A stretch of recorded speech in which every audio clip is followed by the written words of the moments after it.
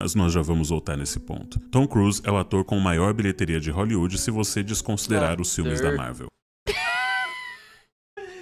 É o sono! Bem-vindos. Ainda bem que você avisou Ainda bem que você falou, Carrasco, que ia deixar rolar o bagulho todo. Sem noção, E olha, eu falo pra você, bota a tela. Você fala, eu sei. Bota a tela, eu sei. Nossa senhora. Aqui, ó. Drogas! Vamos nessa. Quem dera se fosse droga. Droga, a gente tá... You killed him? No, I shot him. Bullets in the fall killed him. Agora vai. Dweller H. Drogas. Aê! Este é Tom Cruise, homenageando um escritor de fantasia que inventou sua religião. Mas nós já vamos voltar nesse ponto. Tom Cruise é o ator com maior bilheteria de Hollywood se você desconsiderar os filmes da Marvel. Todos ficam maravilhados com sua capacidade de arriscar sua vida escalando prédios, pulando de penhascos e pilotando aviões de verdade em seus filmes. Mas sua coragem para fazer essas coisas está intimamente relacionada com sua religião controversa. Porque cada vez que Tom Cruise arrisca sua vida, ele está reforçando a principal crença da cientologia. A crença que faz com que ele tenha tanta coragem e ao mesmo tempo seja uma pessoa tão estranha. Tem vários a close crença de errados que da ele cientologia. é um deus. Então primeiro nesse vídeo, a gente vai entender quem e o que é Tom Cruise. E depois, nós o veremos em ação, no melhor papel de sua vida, o papel de um psicopata. E talvez ele tenha se saído tão bem nesse papel porque ele não tivesse atuando. Talvez ele tivesse apenas sendo ele mesmo. Psicopata Americano é um dos filmes mais polêmicos das últimas décadas. Um filme que conta a história de um jovem de Wall Street extremamente narcisista, vaidoso e que passa a matar pessoas aleatórias cedendo aos seus impulsos psicopáticos. Ele mata um gato. E apesar do filme ser baseado em um livro famoso, o ator Christian Bale afirmou que sua inspiração para interpretar Patrick Bateman, o protagonista do filme, foi o próprio Tom Cruise. As entrevistas de Tom Cruise, seu olhar vidrado, seu rosto forçado, seu comportamento estranho pareciam se encaixar perfeitamente na descrição do psicopata americano. Em especial esta entrevista que Tom Cruise deu para David Letterman em 1999. Tom Cruise conta que ele estava pilotando um avião quando de repente ele e o copiloto perceberam que só conseguiriam alcançar uma altitude maior se eles desligassem o oxigênio. Meu Deus. Então ele toma uma atitude. Ele resolve desligar o oxigênio do passageiro que estava sentado atrás. E ele conta isso dando gargalhadas histéricas. E a cena é essa. What happened when you turned his oxygen off? He was very quiet. He fell asleep. He fell asleep. E nesse oxigênio, igual o que mais aconteceria. But honestly, looking at it from another direction, isn't that attempted manslaughter? A vida de Tom Cruise é cercada de mistérios, controvérsias e segredos. Tem um documentário aqui no YouTube genial feito pelo Patrick. Tá em inglês, mas se você quiser conferir, é maravilhoso. Eu vou deixar também na descrição. Mas basicamente, a grande controvérsia que envolve essa figura é a sua religião, a cientologia. E se você quer entender um pouco mais sobre o que é cientologia, nada melhor do que você ir até o South Park, que tem um episódio, mais especificamente o episódio 12 da 9ª temporada, onde explica de forma bem humorada e incrivelmente precisa toda a origem dessa religião. Basicamente, um escritor de ficção científica criou uma religião onde o imperador intergaláctico decidiu acabar com a superpopulação do universo, congelando alienígenas de todo o universo e depois jogando-os nos vulcões do Havaí. Esses alienígenas morreram e suas almas vagaram pela Terra até encontrar os corpos dos ancestrais dos seres humanos e com isso o Homo sapiens passou a existir. E Tom Cruise sempre escolheu a dedo seus papéis. Durante a sua carreira ele interpretou muitos heróis, mas apenas 2 vilões. Um vampiro, no filme A Entrevista com o Vampiro, e um assassino psicopata em Colateral. E ele interpretou esse personagem de forma perfeita, já que todos zombavam dele, dessa questão de ele parecer um psicopata, ele incorporou isso de tal forma na sua atuação que quando você assiste esse filme Colateral, quando você vê Tom Cruise interpretando Vincent, você realmente acredita que está vendo um psicopata. Então, disclaimer, se você por algum motivo nunca viu o filme Colateral do Michael Mann de 2004, você precisa agora pausar esse vídeo e ir assistir esse filme, me agradecer por ter te indicado a assistir esse filme e depois retornar para essa análise, para você me agradecer novamente pela análise, porque realmente existem muitas coisas interessantes nesse que é um filme genial, um dos melhores filmes da década de 2000. Agora, antes de entrarmos profundamente na análise desse filme, uma coisa que não é spoiler nenhum é a qualidade das roupas tecnológicas da Insider. E começando 2025, pulo jabá do Jurandir. Temos projetos, estamos colocando o meu começo de 2000. Valeu, uma história bem construída de transformação pessoal ao longo de uma única noite aterrorizante. Um motorista de táxi, Max, é feito refém por um assassino de aluguel. Né? O que vocês acham? Uma boa ideia. Colateral na roxinha. Vocês acompanham nós lá. Pra não cair. Forçado a levá-lo por Los Angeles enquanto elimina os alvos da sua lista. Essa premissa coloca o antagonista e o protagonista, ou seja, o vilão e o herói, em constante relação, fazendo com que um aprenda com o outro. Sim, o roteirista Stuart Beattie e o diretor Michael Mann fizeram aqui um trabalho genial, nos mostrando um dos melhores vilões da história. Alguém em muitos sentidos parecido com Anton Chigurh, um homem frio, um psicopata, sem passado, guiado por uma necessidade de terminar seu trabalho a qualquer custo, mas mesmo assim, através de um personagem assustador, interpretado com perfeição por Tom Cruise, o sonhador protagonista Max, interpretado por Jamie Foxx, vai ter a mudança que ele precisava na sua vida. Por estranho que pareça, tudo o que Max precisava era de um psicopata na vida dele para ele finalmente começar a viver. Todos nós temos sonhos e desejos de coisas que a gente gostaria de alcançar, mas normalmente a gente se vê não tomando os passos necessários para realizar esses sonhos. E bons personagens, eles refletem essa realidade. John York, no seu livro Into the Woods, que é um livro onde ele explica sobre técnicas de escrita, especialmente a dos 5 atos, ele fala o seguinte: esse conflito entre quem um personagem é e quem ele quer ser é o presente da vida real para o drama. Os escritores sempre souberam que quando seus personagens agem de forma contrária ao que desaprovam, mentem, sabotam a si mesmos e geralmente agem em desacordo com suas crenças conscientes, eles se tornam muito mais interessantes, emocionantes de escrever e parecem muito mais verdadeiros. Em Colateral, essa contradição é imediatamente aparente no protagonista Max. Max não é um taxista típico. Na sua primeira cena, vemos o contraste entre ele e os outros taxistas. O roteiro diz: alguns são mal barbeados, contando histórias, contando dinheiro. Um deles sobe no banco do passageiro para gritar pelo teto para o seu amigo, derrama café, não se importa. Não Max. Seu táxi é estiloso. Entre os taxistas, ele é a GQ, que é uma revista de estilo masculino. Logo descobrimos que isso ocorre porque Max não se considera um taxista. Take pride in being good at what you do? What, this? Oh, this is part-time. This is a fill-in job, pay the bills. Essa é a fachada de Max.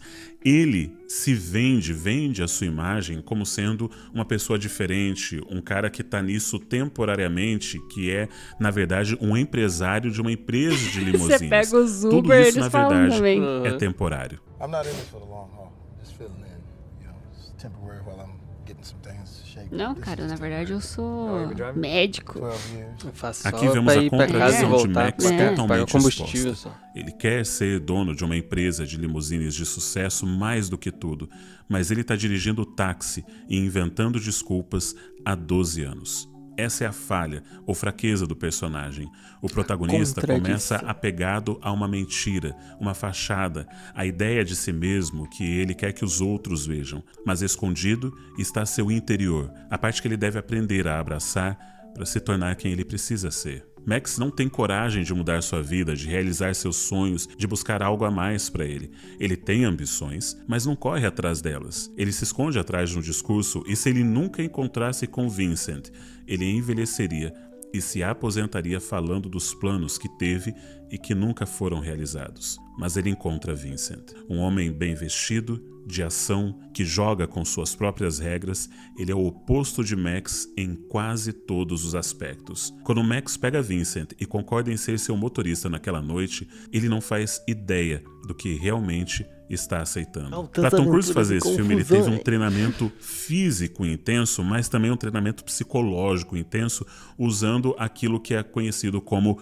The Method, ou o método de atuar. Basicamente, o método de atuar consiste, ele é usado por muitos grandes atores. Daniel Day-Lewis é um dos que mais utilizam e foram bem-sucedidos com esse método. Basicamente, consiste no ator fazer isso dentro e fora das gravações. Dentro e fora das gravações, durante o período em que ele está tendo que interpretar esse personagem, ele vai ser o personagem. Tem ator que tem com as pessoas ao redor, com a família, onde quer que ele esteja, ele vai viver esse personagem. E o Tom Cruise fez isso. O problema é que o personagem dele era um psicopata. E ele chegou ao ponto de perseguir um assistente de direção do filme e sabia cada passo desse assistente. Michael Mann, que é o diretor, ele contou o seguinte numa entrevista: sabíamos que o assistente de direção ia à academia 3 manhãs por semana e que ele chegava cedo ao trabalho, às 7h30 da manhã. Sabíamos onde ele estacionava e esse era o lugar para pegá-lo, porque havia uma entrada e 3 saídas. Isso é uma boa técnica de espionagem. Sim, durante as gravações, Tom Cruise virou um psicopata. Ou talvez tenha exercitado um pouco mais a sua psicopatia. Mas o fato é que isso o ajudou a entregar a melhor atuação da sua vida. E embora essa seja claramente a pior noite na vida de Max, também é de muitas maneiras a melhor. Como Vincent é tudo o que Max não é, ele o força direta e indiretamente a se defender e a fazer coisas que nunca pensou que conseguiria. Mais tarde, o chefe de Max liga pelo rádio. Para fazê-lo parar de ligar, Vincent se passa por uma autoridade e incentiva Max a enfrentá-lo.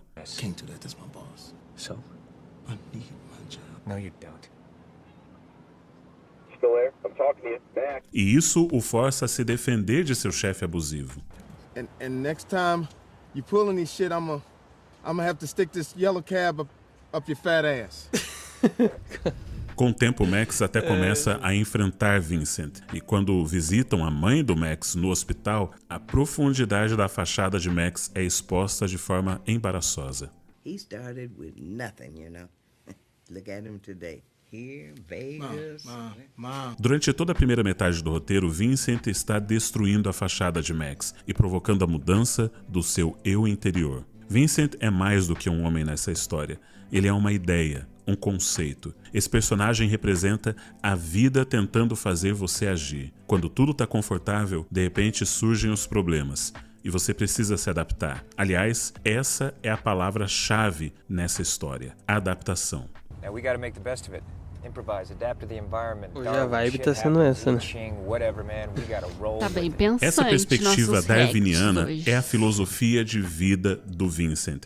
Ele acredita que ele está no topo da cadeia, que ele já conseguiu evoluir, que ele conseguiu se adaptar à cidade, à violência, se tornando um homem extremamente violento, enquanto Max representa a pessoa completamente passiva, que não se adapta, que precisa, na verdade, apenas de forças exteriores, que precisa da dor e do sofrimento para conseguir fazer mudanças necessárias na sua vida e finalmente se adaptar.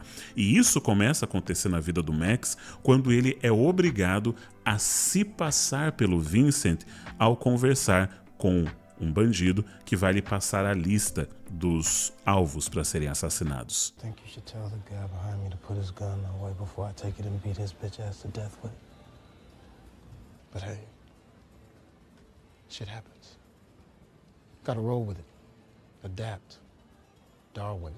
I Ching. Veja que ele começa a repetir o mesmo discurso de Vincent. Ele consegue agora reproduzir um pouco dessa personalidade desse assassino. John York, ele também diz o seguinte sobre esse ponto que é o ponto médio da história. À medida que a história avança e a necessidade substitui o desejo, os traços que ajudam o personagem a sustentar sua aparência externa são lentamente transformados pelos bons anjinhos dentro dele. A necessidade torna-se consciente no evento catalisador, é abraçada no final do segundo ato e no ponto médio triunfa pela primeira vez. O subconsciente foi trazido à superfície para assumir o controle.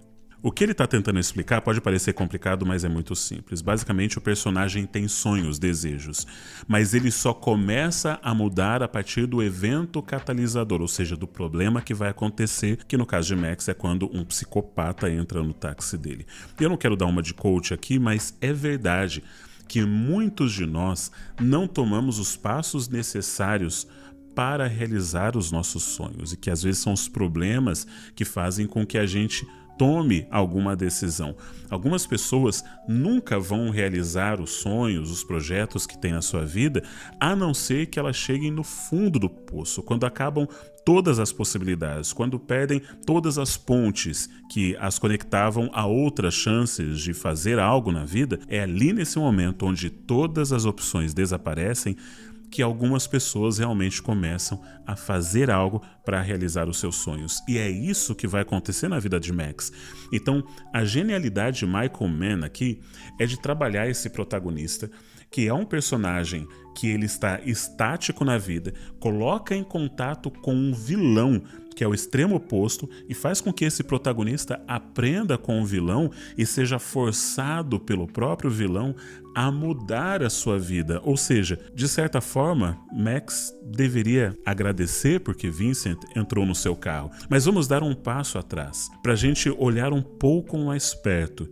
Esse personagem, quem é Vincent e por que Tom Cruise era o cara perfeito para esse papel? Veja novamente essa cena. I think he's dead.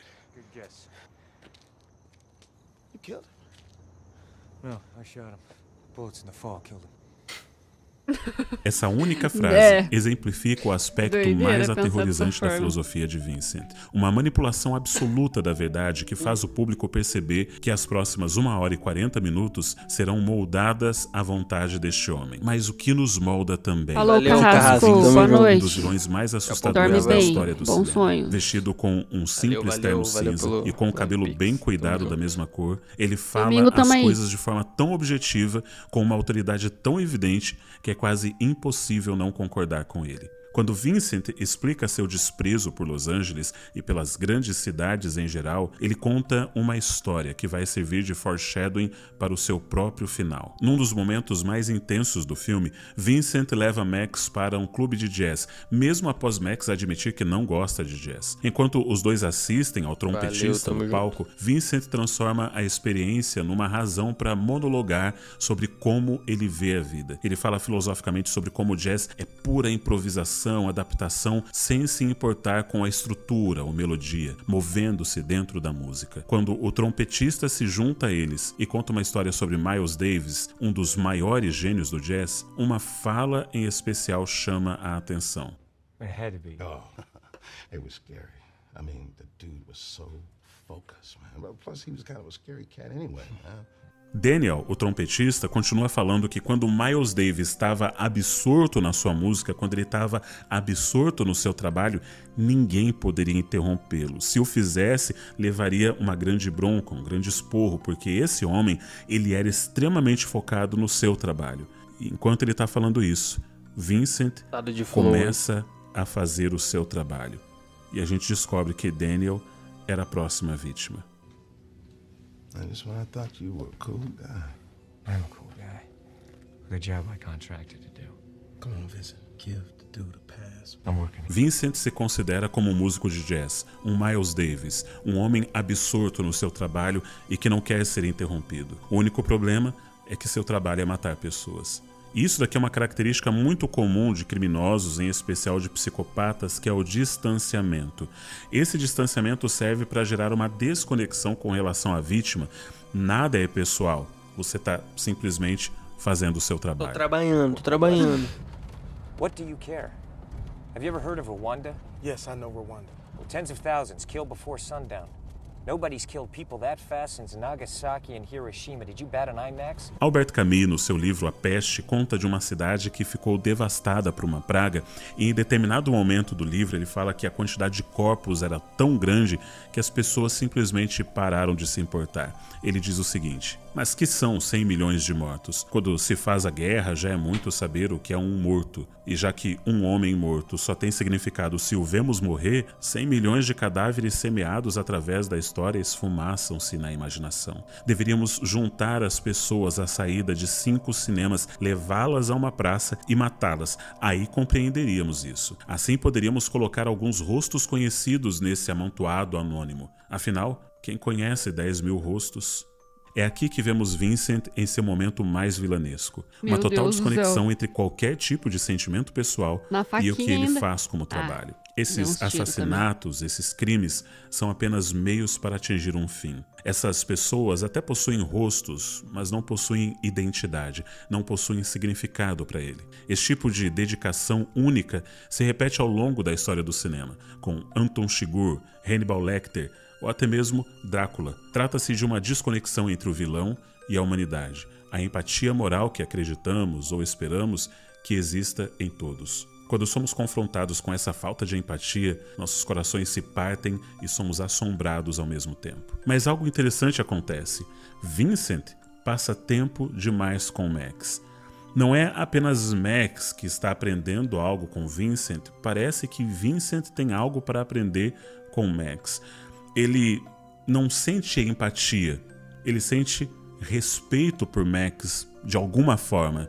E então a gente tem essa, que é a cena mais linda desse filme. E, infelizmente, por questão de direito autoral, a gente não vai conseguir colocar a cena completa. Na versão para os membros, vai ter a versão completa e também a versão para os membros não tem anúncios. Mas eu vou colocar um trecho aqui que não vai dar direito autoral para que você tenha uma ideia da beleza dessa cena.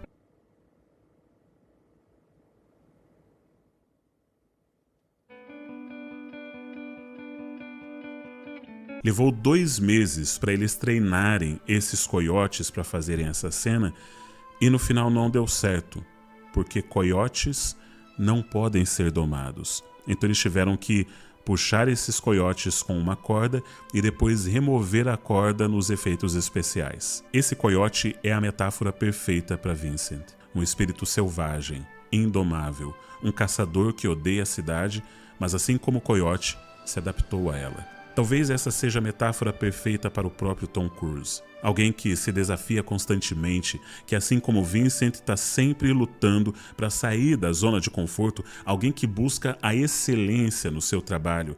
E felizmente na vida real, esse trabalho não envolve sair matando pessoas durante a madrugada, porque eu realmente acredito que Tom Cruise seria muito bom nisso também. Ele passou meses treinando o Mozambique Drill para esse filme. O Mozambique Drill é uma técnica de imobilização do oponente que é atribuída a um mercenário que lutou na Guerra da Independência de Moçambique. A técnica consiste em disparar 2 tiros no tronco seguidos por 1 tiro na cabeça. Tom Cruise se tornou muito bom nisso, e uma das cenas de combate mais geniais do cinema é esta. What else you got for me? Huh?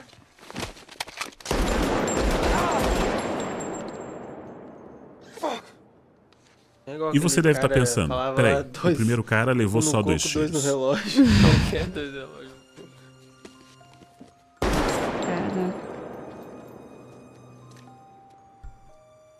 Ironicamente, essa técnica acaba falhando no final do filme no tiroteio do trem, e é por isso que Vincent acaba morrendo, porque ele acerta os 2 tiros do peito e da cabeça, na verdade, na coluna da porta.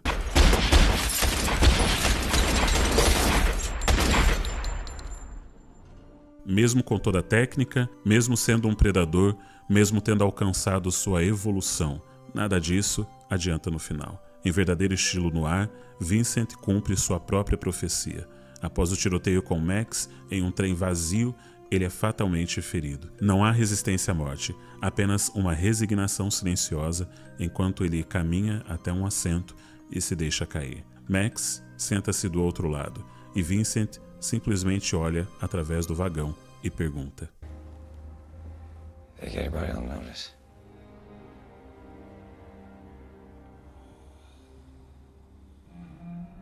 Vincent acreditava que o maior propósito da vida era a adaptação e o trabalho a ser feito. Ele acreditava que a empatia e a família de Max eram fraquezas a serem exploradas. Diferente de Max, ele não tinha uma pessoa amada a quem se voltar no momento final da sua vida, porque a vida que ele buscou só tinha essa recompensa para ele, uma morte solitária e vazia.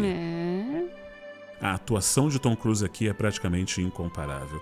Seria fácil exagerar a cena, mas ele não faz. Ele permanece contido, calmo e controlado.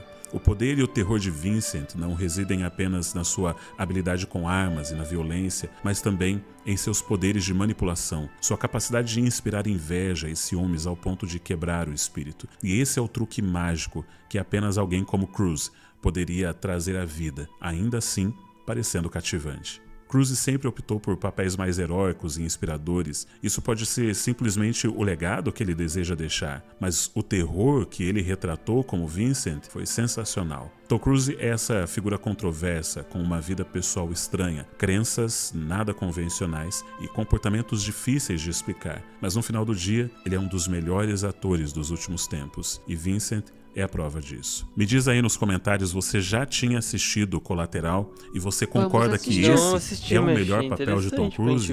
Você acha que ele estava... O Breno Viana falou que a cena do coiote é muito bonita e toca uma música do Audioslave, Shadow of the Sun. Eu não lembro dessa música, mas provavelmente eu gosto de Audioslave. Eu gosto dos papéis do Tom Cruise. Do Tom Cruise. Não, ele é um ótimo ator.